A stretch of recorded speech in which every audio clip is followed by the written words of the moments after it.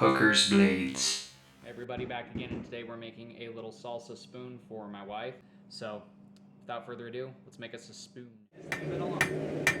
So first thing we're going to do is isolate some of the round bar. I'm isolating about an inch at the top, and then we're going to just stretch the rest of it way out. Most of it's going to be about 1/4 inch. The rest is going to be 1/18 of an inch. The tapers off to 16th of an inch just before it turns into a leaf. And we're going to wrap that leaf up the handle to make it all kinds of fancy.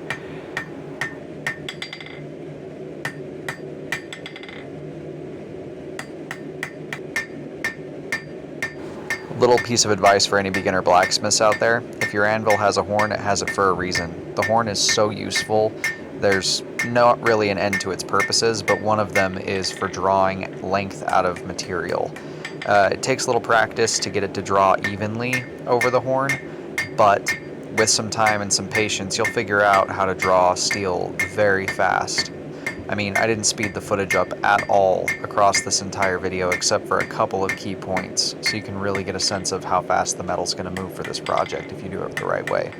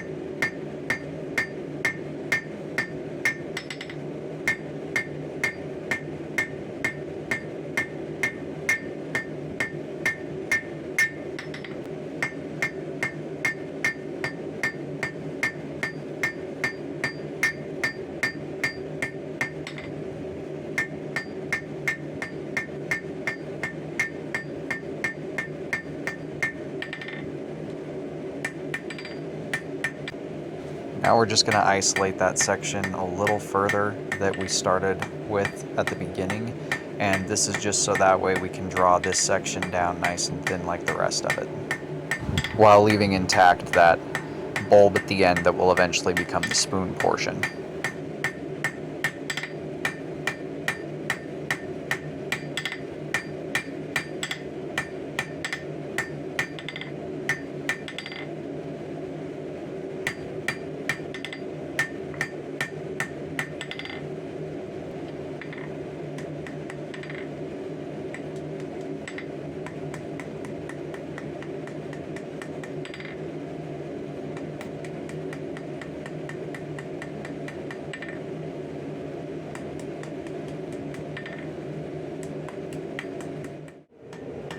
Now we're going to start to put a point on the far end of the tapered area, and this is while everything's still at a 1/4 inch. And the reason we're doing this is because we want a lot of material up where we're going to form the leaf on the stem, and then we can draw the rest of it down thinner afterwards.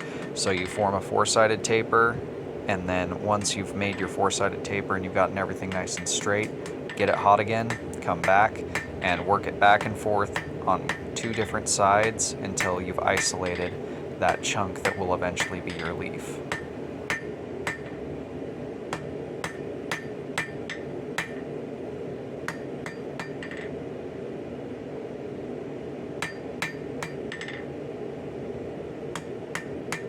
Now that we've got that portion isolated, we can get the rest of that area hot, and we can start to work that stem down to a 1/16 of an inch on a taper, where it goes from 1/4 to 1/8 to 1/16. And this takes a few heats, but if you keep a good rhythm, you can get it accomplished pretty fast. It does take some time for every blacksmith to develop their own rhythm, and this footage is not sped up. I've been working at this for a minute to try and get everything down to a reasonable speed without sacrificing accuracy.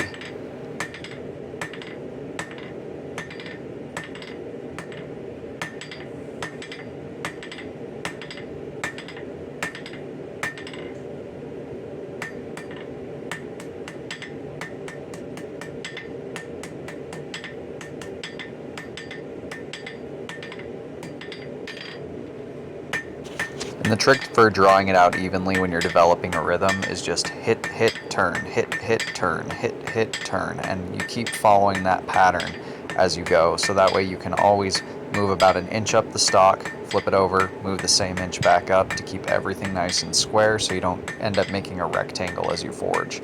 Every once in a while, come back and straighten the piece up before you continue to work, and that's the basics.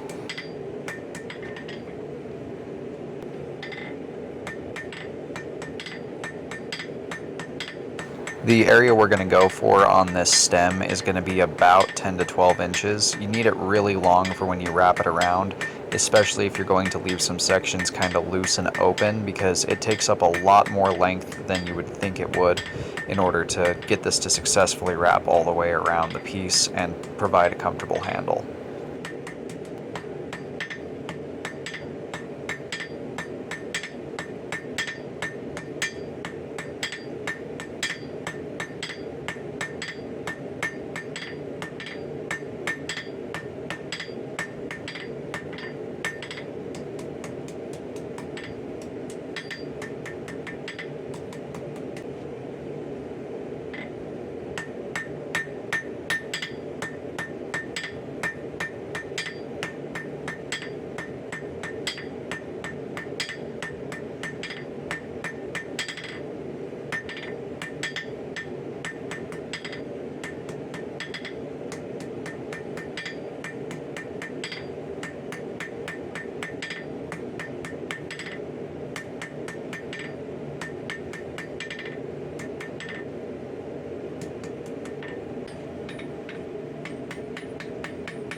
Now we're going to give it a couple strikes with the face of the ball peen hammer, then switch over to the peen side while it's nice and lemony yellow hot, so we can draw this out and texture it at the same time. The reason we're using a peen here is for the texture as well as the overall shape it's going to give us.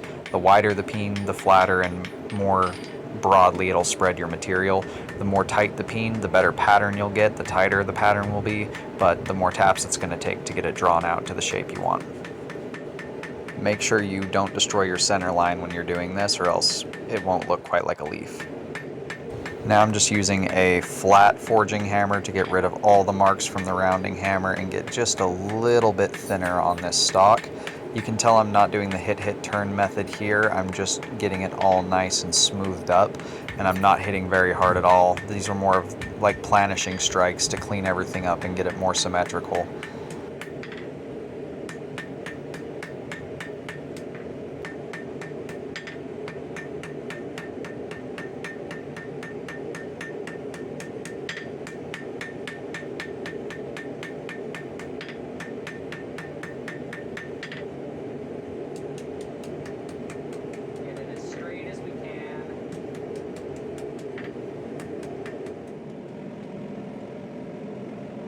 Now, the important part to create the optical illusion that I showed you guys at the beginning is the twist section you're creating on the actual interior part of the handle needs to run opposite the twist that you make on the stem. So make sure that you twist, if you go to the right on the handle, you go to the left on the stem. So when we're doing the stem here, we're just going to bend it 45 degrees, and then we're going to use a mix of our pliers, our hammer, and our tongs, not scroll tongs, but just tongs that can grab that leaf to get this twisted around here and give it a nice natural wide look.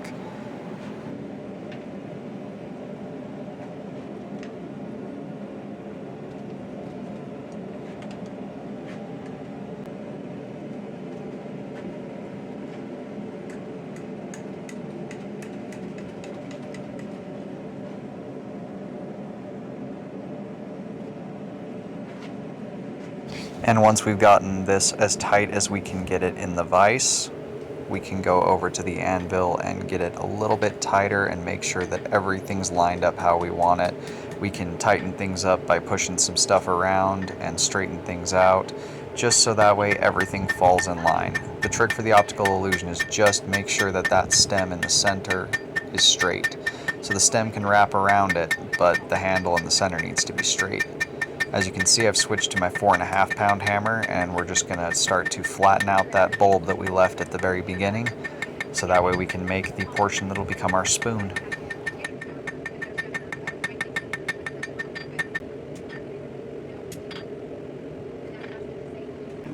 So as you can see here, I've stuck my ball peen hammer in a vise so I can use it as a rounding die, basically, a rounding jig. And this is just to round it out a little bit before I go to the sides and give it that salsa spoon shape.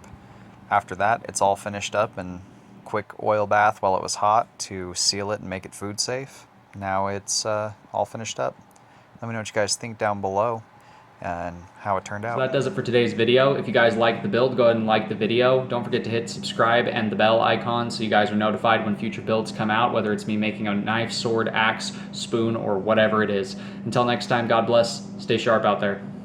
Check out our Etsy store if you're looking for a custom knife, sword, or axe.